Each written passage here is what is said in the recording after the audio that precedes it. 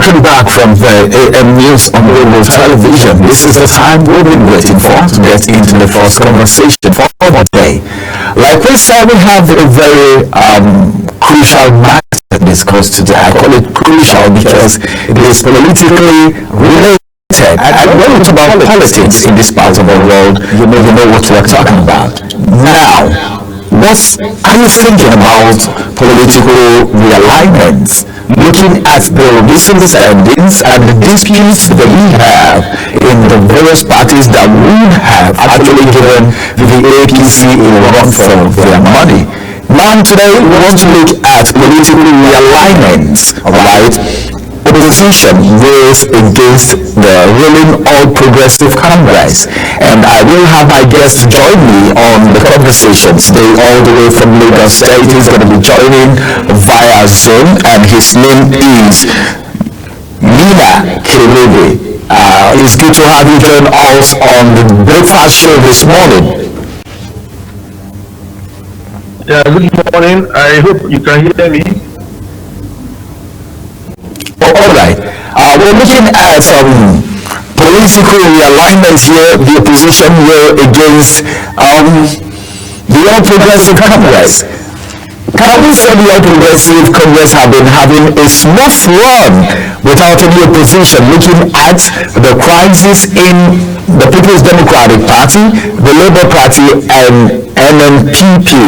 Can we say, well, it's been a smooth run for them? They've not been oppositions, despite the fact that we have Peter Obi speak sometimes, we also have Atiku speak sometimes. Even like today, Atiku has spoken in one of the papers when he was talking about the numerous billions of dollars, alright, that, well, this time nobody should come and tell us monkey or snake has eaten that money. Can we say the APC have been having a smooth run without opposition? So far, so good.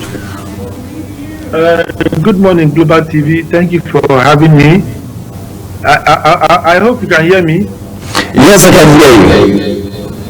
If you can hear me, yes, the APC have not been getting enough opposition. That is the reality on ground, because the opposition parties, like you mentioned, the PDP, the NNPP, the Labour Party, there is no cohesion.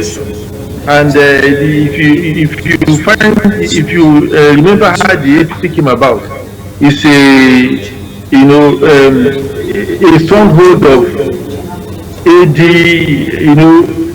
different parties, CPC also, and other parties. So, but this fragmented position has not worked, because the APC started with a formidable structure.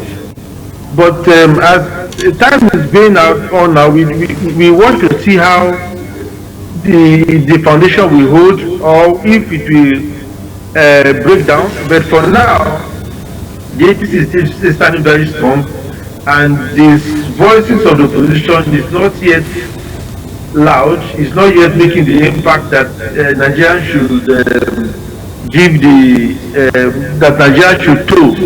So for now, the opposition are still scattered, because it appears there is too much personal ambition with the opposition. So there is no united front yet. Yes, we are hearing of realignment, and we are hearing that there will be a conference and meetings to aggregate their thoughts and begin to have a program of proper opposition and proper representation towards 2027. But that has not materialized. And the more they delay, politics is time. The more they delay, and if APC get their act in order, you can imagine what will happen in 2027. More so, if the opposition do not unite and come to believe that they are working for Nigeria, if they can unite, then they will begin to make the opposition on principle, opposition on basis, opposition on programs, opposition on what they want to do, not individual and just castigating the APC. Just castigating the APC alone cannot give us assurance. There is no food on the table. Hardship is at the highest level. Inflation is at the highest level. insecurity is at the highest level. We need to begin to hear the unity among the opposition, and we want to also begin to see what they want to do differently, because so far there is nothing new. What the APC said they would do, that was what Labour Party said they would do, that's what PDP said they would do, NDP said they would do, but they said they would do it differently. But it was the same thing I said they would do, but what they want to do differently. How do they want to take Nigeria out of this quagmire of darkness and hopelessness, so much insecurity, death, suicide at the highest, ransom payment is at the highest ever in Nigeria, inflation is at the rooftop, there's no way out, manufacturers are crying, businesses are making losses, people don't have assurance of how to get their next meal, salaries are worthless, people go everywhere now without hope, there is so much pain in the land. So at this point, this is where we need this opposition to unite. The cry for their unity cannot be more sounding than now. It is time for the opposition to unite, because if they go with personal ambition, they are going to scatter and they will falter and they will not get anywhere. Because if the APC are able to get their acts in order and be able to translate one or two, what is going on for the opposition is that the APC is not yet to translate their program set. All their translations is not materializing. The more they are bringing up policies, the more the situation is getting worse. They are only giving us paper assurances, vocal assurances, but on the table of Nigeria, no food. In the pocket of Nigeria, no money. Nigerians are afraid, insecurity. So things are just going from one bad to one. Yeah, they say they are able to kill insurgents. They have killed hundreds of them 2 weeks ago. They are able to do things on paper, but in reality, nothing is changing. Kidnapping is getting higher. People can be kidnapped from their houses. Ransom is paid. Some people are still killed. There is no assurance. There is no way forward. So Nigeria needs to have an opposition now than ever before, because the clock is ticking, and 2027 is just like tomorrow. If they are not able to get their act in order, then Nigeria is going to be in a bigger quagmire than now. If the past 10 years APC has taken us from fry pan to fire, what to happen in 2027? Everything that was good that APC they are bringing change, we now see that the change it was just a destructive change. People's livelihood they are being destroyed, people's hope being shattered, lives mean little or nothing now. Criminality, rape, assault, killing, everything is on the high. So we need a way out. We need the opposition to, draw a program and begin to get their act in order and give us a way out. Nigeria needs a way out from this problem. We cannot keep suffering like this. How can we continue like this? The World Bank has told us that even the Nigeria per capita index has even deteriorated by about 4%. There is no index you want to look at that you will see a light. There is no light, there is no green light. Every index, every parameter, is it the naira value, is it the currency, is it the purchasing power? Which area do you want to use to evaluate this government? Anyhow you want to evaluate this government, you will see failure and failure and failure. So if the government is failing, Nigeria is failing. That's how economy works. If the government policy is not adding up, yes. All right. Can you hear me? I can hear you loud and clear. All right. From what you've said so far, it's glaring that what you said is tilting towards the former deputy national chairman of the APC in the northern part of Nigeria have said in an interview that was monitored by one of the media houses in Nigeria, where he has to say, I'm talking about the former lawmaker right here, Alhaji Salihu Lukman, who have said, well, the oppositions need to give the APC a run for their money. And he pointed out the three as these. Nigerians are looking at the PDP, the Labour Party, and of course the LNPP to at least give APC a run for their money. And the man have come to say in an interview that they are not a match yet, that what they should do is to put themselves aside and concentrate on building the political parties before they can even talk about opposition, that they should drop personal ambition and concentrate on the political parties building. Can we say that is some form of jettison or maybe a distraction to make the people lose focus as far as position is concerned? I can tell you for a fact that Alhaji Lukman understands politics very well. The situation is this: the opposition parties, the major ones and the minor ones. He has mentioned the three major ones, which is PDP, Labour Party, NNPP. There are also minor ones. All the opposition parties are engrossed in divisive and divisions. There is no cohesion. There is no central structure, so there is a lot of dismemberment. If you look at NNPP recently, I think so last week, they are trying to fractionalize and relieve Kokanso. If you look at Labour Party, there is struggle for leadership. If you look at PDP, there is struggle for leadership. There is no cohesion. There are just two ways out. If I will tell you as a political analyst, two ways. One, either in the next 1, 2, 3 months maximum, these three parties and others are able to unite, or there should be a fresh political party, so that before there will be issues, at least they would have been able to give us a program. And it's not about gaining power, it's not about Muslim out power and taking power by force. No, it's about rescuing Nigeria from the quagmire. It's about giving Nigeria hope. Nigeria, we have the population, we have the mineral resources, we have the things that many countries don't have, which is ingenuity, smart people, those people that want to work, a workforce, a large number of workforce, in about 140 million workforce. So we need a government that will enhance this and create enabling environment for businesses to thrive. That's just what we need. A government that will enhance our potentials and make Nigeria to work. Right now, the ship Nigeria is not working.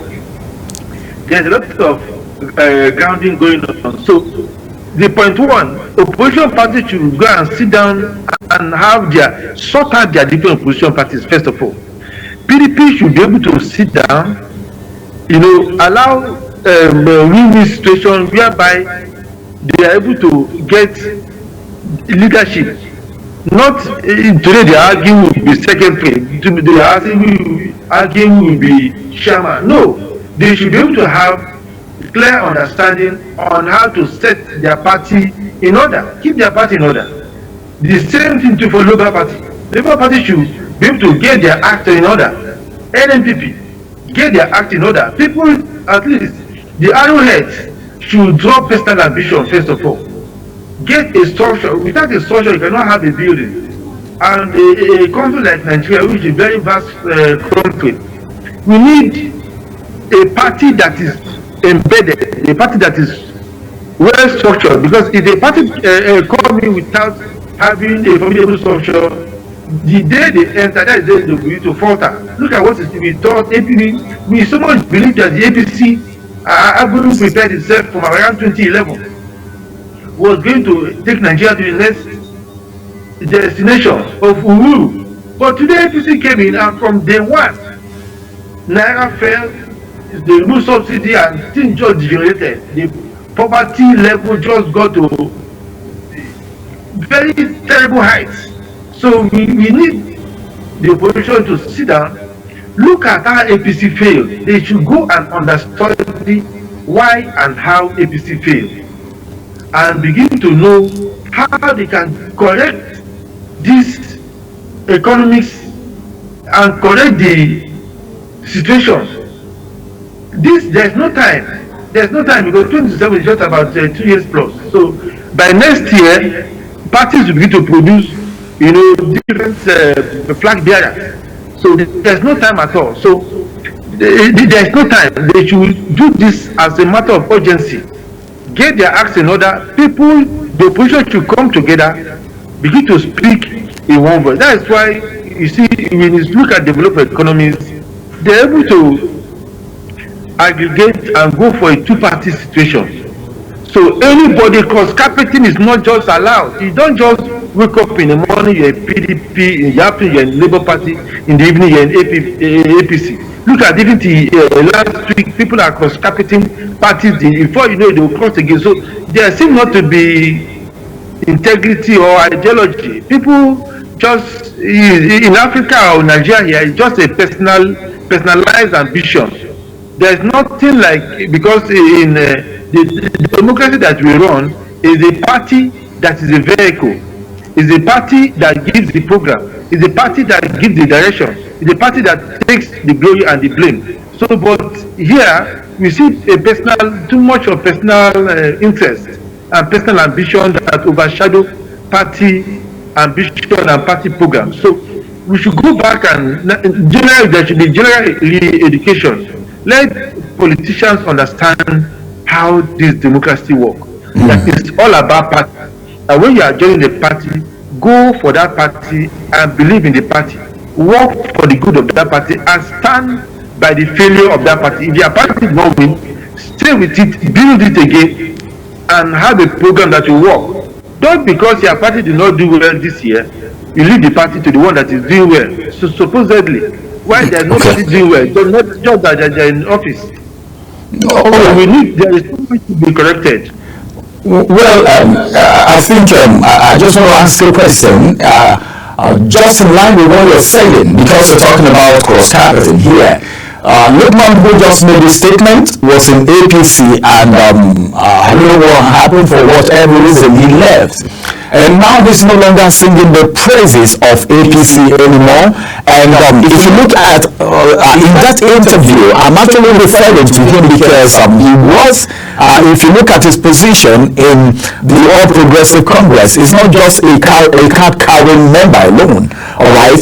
Now, you see the people who's proposing that they should come together and probably form an alliance, mentioning the likes of Amaechi.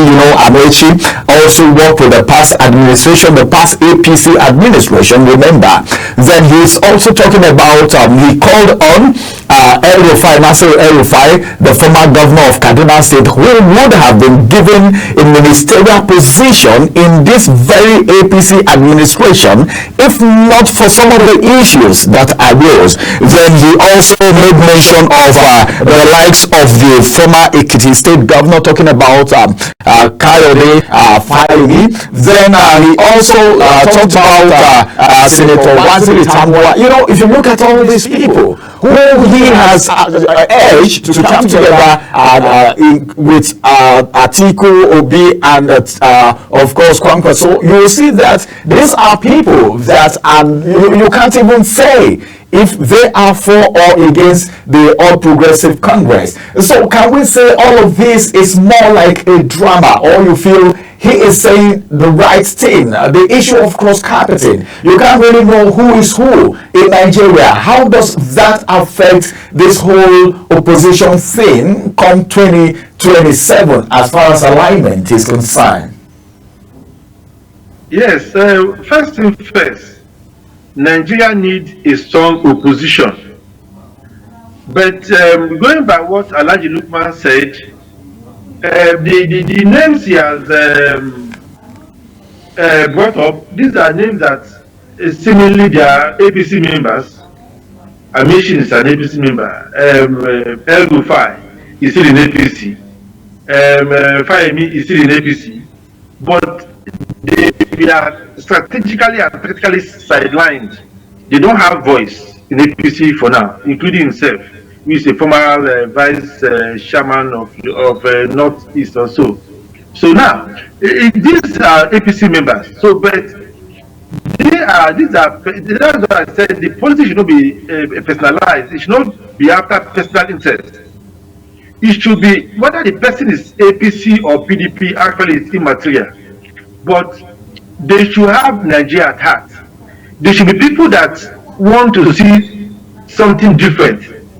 People should earn money and be able to use the money to take care of their family. There was recently increase in minimum wage to about 70,000.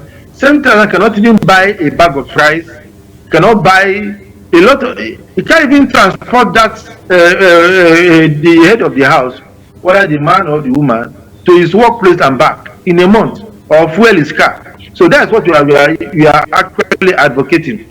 We are advocating reasoning. We are advocating interest. People, Nigerians that have Nigeria at heart, don't allow Nigeria to sink. Don't allow Nigeria to fall into the abyss.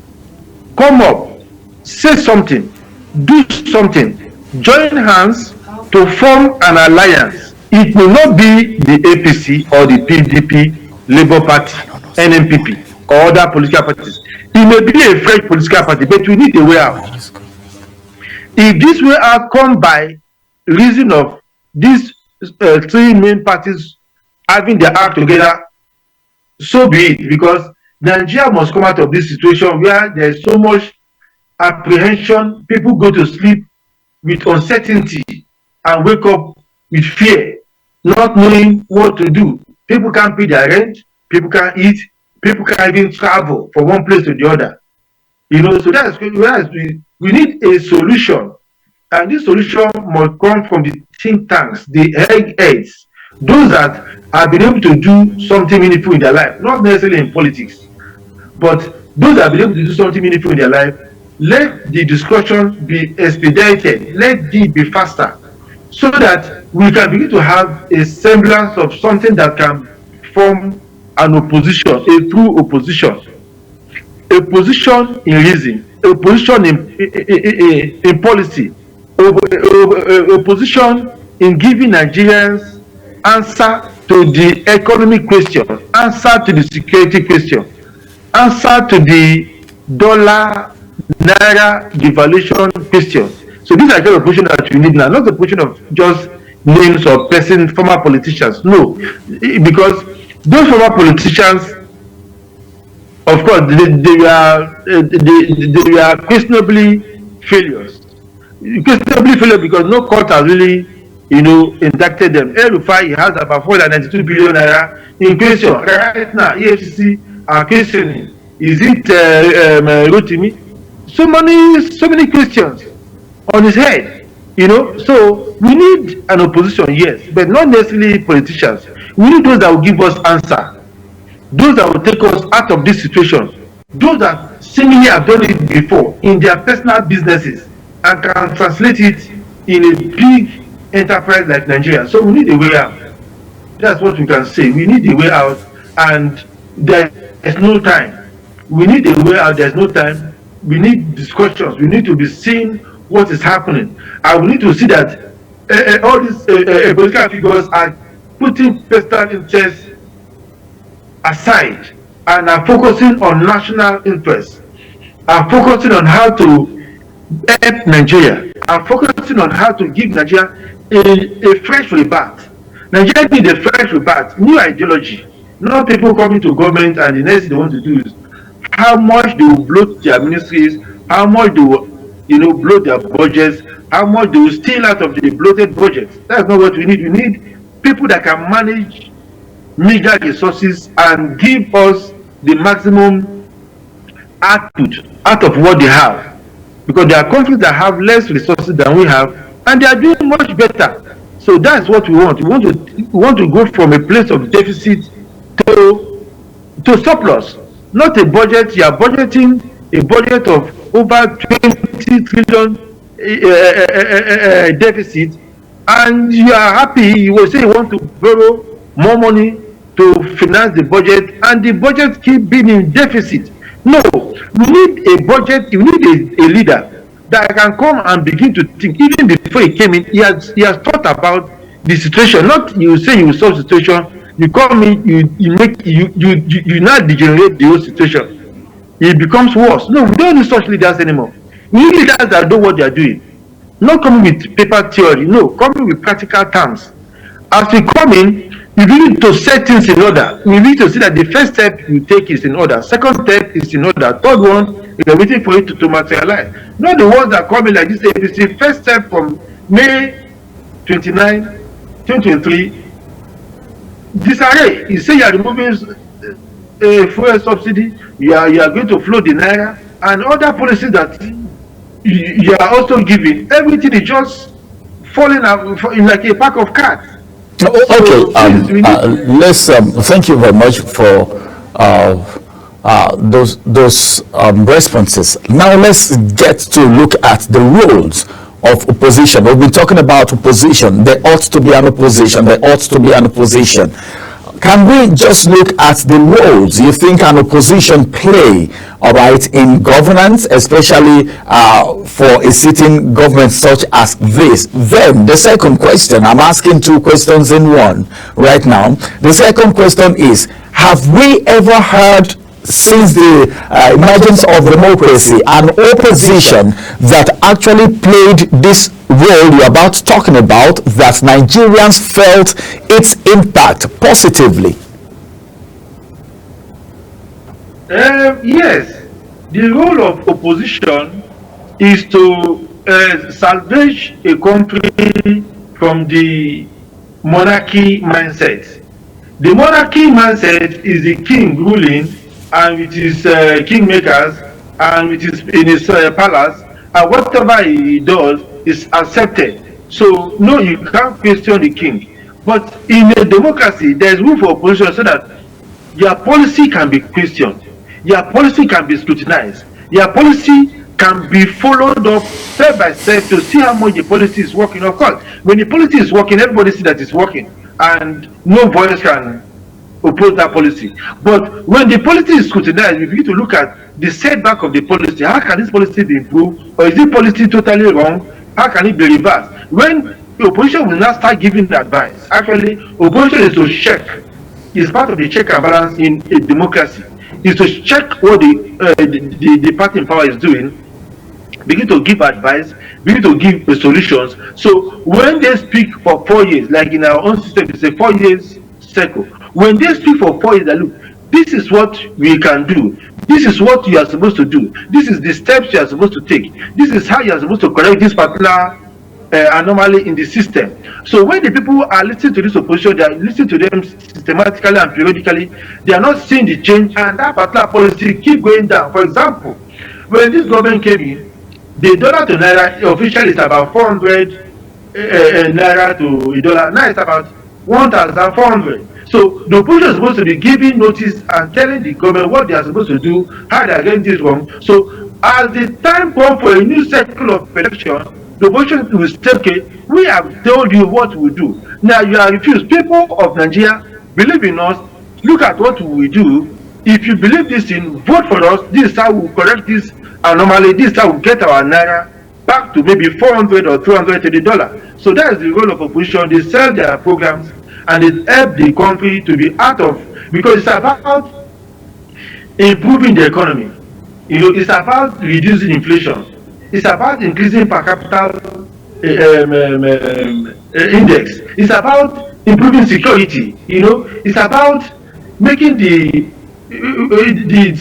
awareness of Nigeria to be a priority. So the moment a opposition is able to do this, and the people in that country like Nigeria have a strong followership, they are able to follow, they are able to. So when it's time for this next cycle of election, the people will now vote for them. So that's why we are saying that the opposition should now begin to get their act in order, because there is no time to get this program in place and get the Nigerians to believe what they are saying, and now vote for them for what they know that they will do to correct the situation and help and improve the lives of Nigerians. Yes, The only party that we see that have done it in this third republic is probably the APC, because they are able to, come from, have a strong synergy of different political parties at that time and form the APC. And they started quite early. About 2011, they have already gotten the act in order. By 2012, we were already All right.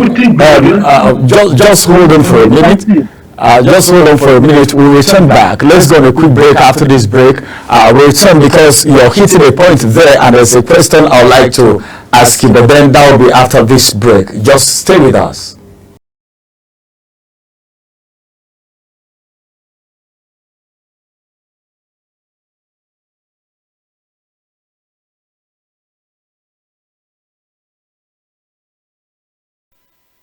Many thanks for staying with us. It is still the first conversation where we're talking about the realignment, and of course, my guest has been on top of his game. Thank you very much for staying with us. Yes, I'm happy to be with you, Global TV. You are the best. Yeah, thank you so much. Well, you're doing a whole lot of justice, but then our time is almost up. Let me ask this last question before we draw the curtain. Now, as a matter of fact, talking about realignments now, some persons have even been thinking of forming a coalition. Remember what happened to APC before they were able to unseat PDP, if you could remember, taking you back memory lane a little bit. Now, for instance, if there is going to be a coalition to give APC a run for their money, now in the mix we have Peter Obi, we have Kwankwaso, we have Atiku, we have Waziri, we have El-Rufai, we have Fabemi, and the rest of them. These are people that are coming from other political party. I don't know any of them that has been in one party and has been there from the beginning until now. But as the case may be, if we're talking about realignments to give APC a run for their money and probably forming a coalition, don't you think that's going to bring more problem and destabilization in the party, in the sense that the person who would front for the position of the president, if all these people form coalition, might be a problem? Don't you think so? Let's look at how the APC came. The APC came with a strong program, and they were. And APC told themselves the truth. The truth is that up until that time, no Nigerian in the opposition had been able to garner 10 million votes, apart from General Muhammad Buhari. No other Nigerian had been able to garner such a vote. So they told themselves the truth. If no matter the coalition we are forming, this is the man we will give it to. And the man at that time has said he's no more in politics. He's no more running for any presidential because he has failed like 3 times. So they went to practically beg him because they knew this is the man that has an assured voter base. So this opposition should not mix it up. They should not go and get a rookie, a fresh horn, a green horn. No, you can't come and start testing water. No. We have people already that are tested. Atiku is able to garner 7 million. It's on record, we know. Peter Obi is able to garner 6 million, we know. Kwankwaso is able to garner about 2 million or thereabout, we know. So they should be able to go and sit down, have united front, whether as a federal segmented basis or as a strong new coalition, as a new party, whichever way they want to do it, but they should not trade wrongly. If they trade wrongly, they might miss it, because there will be dissatisfaction. Yes, it will be on merit. Who are those that can win this team for us? Who are our best 11? Okay, if we didn't give you presidency or vice, how can we compensate you that can give you rest? Because politics is about how to share. If the way there's no resources, there's no politics. Politics are how to share resources. There's only politics because there are resources. So they should be able to sit down. How do they, have an agreement on this? So the moment they're able to get this, I can assure you that APC is as good as gone. Yes, because the more onlookers see that they are getting slides, more people will join them, even from the APC. More people will join them from the APC, and the more APC get more fidgety, and the security situation is not getting improved, Naira value is not getting improved, inflation is not getting improved, the hardship is getting more severe, and life is getting more hopeless and daring, the more the opposition will gain ground. As it were, on paper, APC has lost the next election, all things being equal, where there is no manipulation on paper, because I don't know who does not have food that will vote somebody that will not help you to have food. I don't know. So on paper, for me, on paper, they are gone. The question is, who will replace them? That's the way I see it. Who will replace them? Because on several parameters, judging this government, it seems they are winning more on television than in the houses, in the pockets, in the place, on the tables, and in the keeping of the head of Nigerians. I don't know. Look, let me tell you this.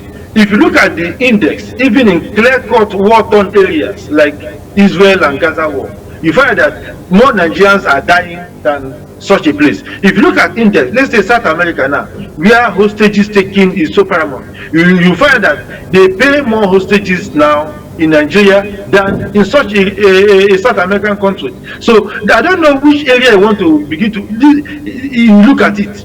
So we need to a program and a set that can correct this anomaly. The anomaly is a monster staring at everybody. So we need a program and a set that can cure this monster. So there must be a clear agreement on how to do a fair, seemingly fair ratio on how to share the power. If, for example, they said, because the political parties have agreed that the South should produce a president as at last time, but though PDP later faltered on that agreement. So, but there should be a clear agreement. If it's from the north, it's okay. If it's from the south, it's okay. But the main thing is that the solution must be airtight, because there's no room for failure. More Nigerians have died within these last 10 years of APC than probably during the Civil War. It's an amazing statistics. So we don't want to. We want the dying to stop. We want the uncertainty to stop. The uncertainty is alarming. We want to begin to have a semblance of hope for Nigeria. All right, I'm rounding up now, but while you were speaking, a question still came to my mind from the response you gave when we were talking about the fact that on paper the APC is already written off. But now looking at the economic reform, some economists have said, well, as it is, Nigeria is on track, and they've given a timeline, and even the president have said severally that there will be light at the end of the tunnel. What do you think will happen if insecurity becomes stable and of course our health system is working well, the price of fuel is minimal, like we have the exchange rate getting stabilized a little bit between 1.4 to 1.5 recently. We don't know how far it's going to go. What if we have things stable and Nigerians can eat well? You know, Nigerians can forget their pains easily when things get right. What do you think will become of the APC in 2027 if they have all these things corrected before then? Yes, I will. I will try to be factual.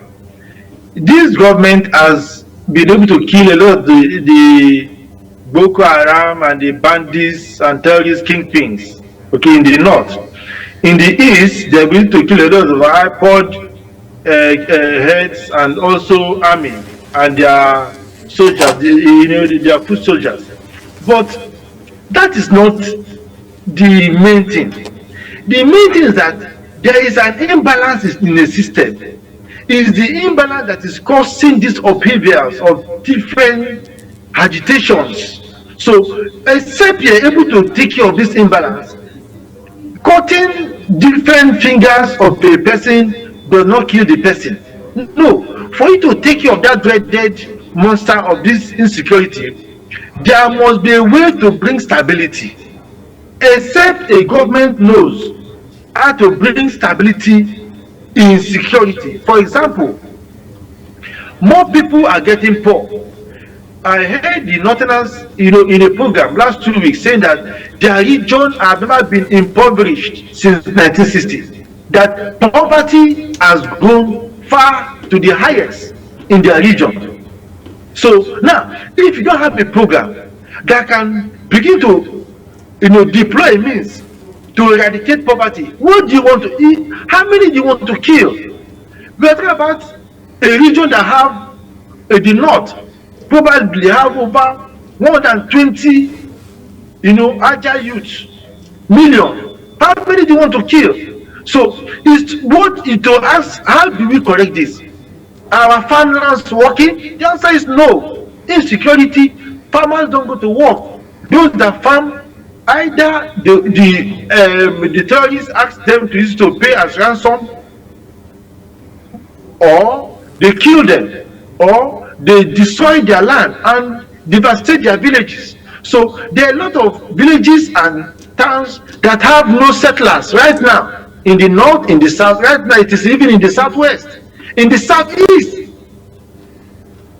It's not about. So as we look at this thing, it shows that this government, without bias, they came in not understanding the problem. You need to understand the problem before you begin to talk about how you want to solve it. If you go with the textbook nature, you want to start killing the terrorists, you may kill to an extent, but you may not solve the problem.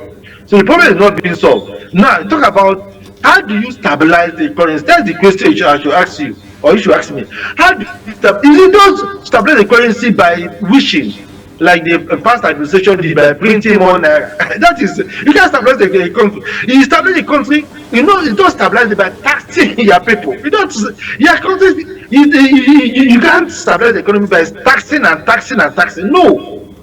It's about how to create an environment that will make almost all your population to be able to produce.